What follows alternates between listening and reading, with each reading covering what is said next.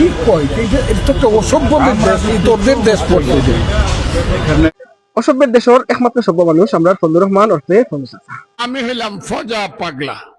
তানোর ভুল করি ঈদের সাজন্য আমি কিন্তু হিন্দু না মুসলমান।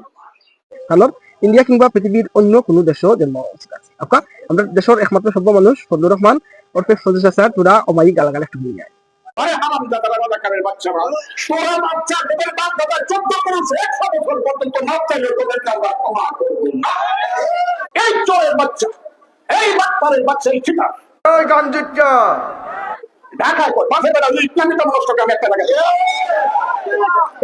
3 দিন আগে আমার কলজাটা ফাইটা গেছে। একটা চোর, একটা বাটপার, একটা চিটা, একটা আদম ব্যাপারী। করে রে বেটার বাচ্চারা, ওই ইলেকশন করবো আমি 2.5 লাখ ভোট পামু, তুই 2,500 ভোট পাইবে না, তুই কে রে? এরা হলো বেজন্মা। আমি এদেরকে বলি তোরা বাংলাদেশ থেকে যা। যদি ফেসবুকে কোনো লেখালেখি করে সবাই ওই ফেসবুকে ঢুকবেন, ফেসবুকে ঢুকবেন। যদি ফজলুর রহমান লয়া কেউ কোনো মন্তব্য করে আগে আমার মাফ করে দেন হুজুর, আমার ভুল হয়ে গেছে।